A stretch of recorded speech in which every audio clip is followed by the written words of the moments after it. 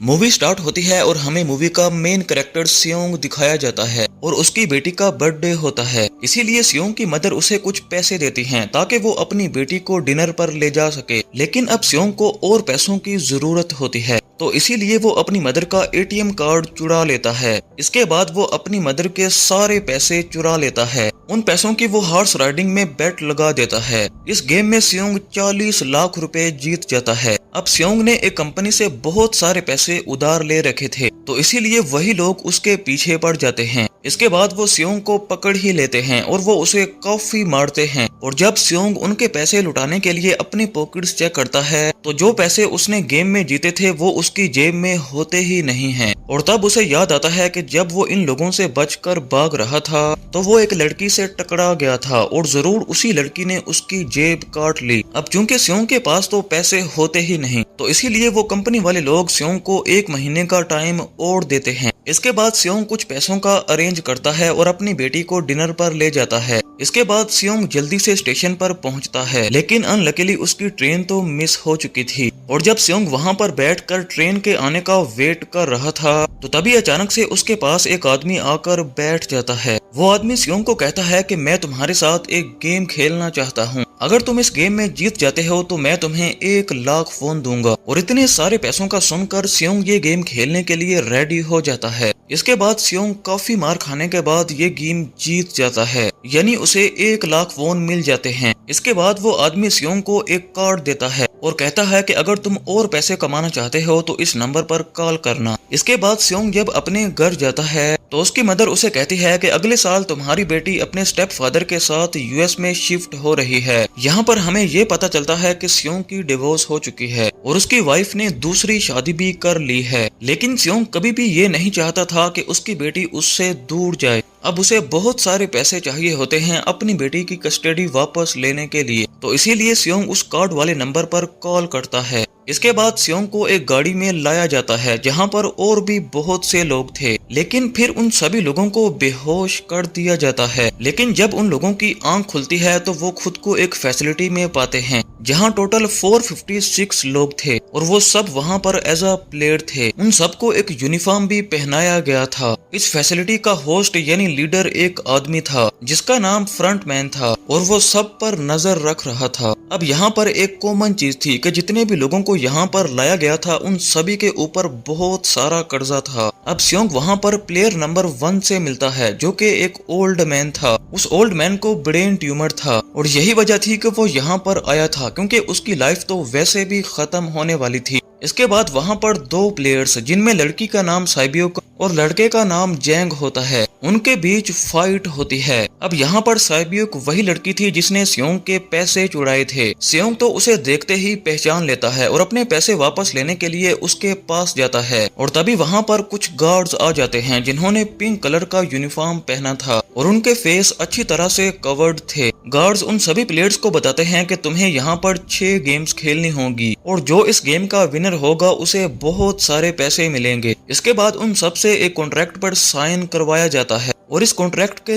3 main rules थे। पहला rule ये था कि कोई भी प्लेयर अपनी मर्जी से गेम को छोड़कर नहीं जा सकता। दूसरा रूल ये था कि जो भी प्लेयर खेलने से मना करेगा उसे एलिमिनेट कर दिया जाएगा और उनके मुताबिक एलिमिनेट क्या होता है ये आपको आगे जाकर पता चलेगा। गेम का तीसरा रूल ये था कि अगर मेजोरिटी इस गेम को खेलना नहीं चाहती तो वो इस गेम को छोड़कर जा सकते हैं। इसके बाद उन सबको गेम खेलने के लिए ले जाया जाता है। अब जाते हुए सियोंग अपने क्लासमेट सैंगवू से भी मिलता है जो कि उसे बचपन से ही जानता था। सियोंग उसे वहाँ पर देखकर काफी हैरान होता है क्योंकि वो तो बिजनेस के लिए आउट ऑफ कंट्री चला गया था। अब पहली गेम के लिए वहाँ पर एक काफी बड़ी डॉल रखी थी और गेम का रूल काफी सिंपल था और वो ये था कि डॉल जब भी गाना गाएगी उन सबको आगे बढ़ना है और जैसे ही वो गाना बंद करेगी तो उन सबको भी रुक जाना है और मूव नहीं करना और अगर कोई हिल गया तो उसे एलिमिनेट कर दिया जाएगा। अब स्टार्टिंग में तो ये सब कुछ उन्हें किसी प्रैंक की तरह लग रहा था, लेकिन जब एक लड़का हिल जाता है तो उसे शूट करके मार दिया जाता है और यही होता है एलिमिनेट का मतलब, यानी उसे मार दिया जाएगा। अब ये देखकर सारे लोग डर जाते हैं और वो समझ चुके थे कि उनकी जान अब खतरे में है इसीलिए वो अपनी जान बचाने के लिए इधर उधर भागने लगते हैं। और जैसा कि गेम का रूल था, जो भी हिलेगा वो मरेगा, लेकिन फिर भी आधे लोग इस गेम को जीत जाते हैं। लेकिन जो लोग मर जाते हैं उनकी डेड बॉडीज को वहां से ले जाया जाता है। और अब 456 प्लेयर्स में से 255 प्लेयर्स ही रह चुके थे। अब क्योंकि वो सारे प्लेयर्स इतना ज्यादा डर जाते हैं और कोई भी गेम खेलना नहीं चाहता था। लेकिन जैसा कि रूल नंबर 3 था कि अगर मेजोरिटी चाहे तो इस गेम को छोड़ा जा सकता है, तो इसीलिए उनका लीडर यानी फ्रंटमैन उनसे वोटिंग करवाता है। लेकिन इससे पहले उन्हें प्राइज मनी दिखाई जाती है जो विनर को मिलेगी। लेकिन इन केस अगर कोई गेम को छोड़कर चला जाता है तो ये सारे पैसे मरे हुए प्लेयर्स की फैमिलीज को मिल जाएंगे। और ये prize money total 45 billion wons होती है। इसके बाद वोटिंग करवाई जाती है और मेजोरिटी इस गेम को खेलना नहीं चाहती थी, तो इसीलिए गेम को यहीं पर स्टॉप कर दिया जाता है। लेकिन अगर कभी फ्यूचर में वो लोग चाहें तो इस गेम को रिज्वाइन कर सकते हैं। इसके बाद उन सभी लोगों को उनके घरों में छोड़ दिया जाता है। अगले दिन वो पुलिस स्टेशन जाता है और वहां पर जाकर वो पुलिस को सारी बात बता देता है। लेकिन उन लोगों को सियोंग की बातों पर यकीन नहीं होता और उल्टा वो लोग उसे पागल समझने लग जाते हैं। इसके बाद सियोंग उन्हें वही वाला कार्ड दिखाता है। लेकिन हैरान कर देने वाली बात तो ये थी, उस कार्ड पर जो नंबर था वो अब रॉन्ग नंबर जा रहा था। इसके बाद सियोंग जब घर जाता है तो उसकी मदर वहाँ पर नहीं होती। उधर सियोंग का क्लासमेट सेंगवू अपनी मदर को छुपकर देख रहा होता है और तभी वहाँ पर सियोंग भी आ जाता है। यहाँ पर सेंगवू अपसेट होते हुए सियोंग को बताता है कि उसके ऊपर 6 बिलियन वॉन्स का कर्जा है। वो बताता है कि मैंने क्लाइंट्स के पैसे लेकर स्टॉक मार्केट में लगा दिए थे, लेकिन वो सारे पैसे डूब गए हैं। और तभी सियोंग के पास हॉस्पिटल से एक कॉल आती है। सियोंग की मदर का पाँव काफी इंजर्ड था, लेकिन ट्रीटमेंट ना होने की वजह से उनकी चोट और ज्यादा बढ़ गई। अब डॉक्टर सियोंग को बताते हैं कि तुम्हारी मदर का ट्रीटमेंट हो सकता है, लेकिन इसके लिए हमें इनका पाँव काटना होगा और इसके लिए बहुत सारे पैसे लगने वाले थे। अब जाहिर सी बात है कि सियोंग के पास तो इतने सारे पैसे होते ही नहीं। इवन के उसने तो अपनी मदर की इंश्योरेंस के पैसे भी उड़ा डाले थे। अब इसीलिए पैसे मांगने के लिए सियोंग अपनी वाइफ के पास जाता है, लेकिन उसकी वाइफ उसे पैसे देने से इनकार कर देती है। और फिर उसकी वाइफ अपने हस्बैंड को बताती है कि सियोंग आया था पैसे मांगने के लिए, और तभी उसका हस्बैंड उसे पैसे देने के लिए आता है। साथ साथ उसे ये भी कहता है कि मेरी फैमिली से अब दूर रहो। लेकिन सियोंग उसे मारने लगता है और तभी उसकी बेटी भी वहाँ पर आ जाती है। इसके बाद सियोंग का एक फ्रेंड अपने बॉस से पैसे मांगने जाता है, लेकिन उसका बॉस उसे पैसे देने से मना कर देता है, तो इसीलिए उन दोनों के बीच फाइट होने लगती है।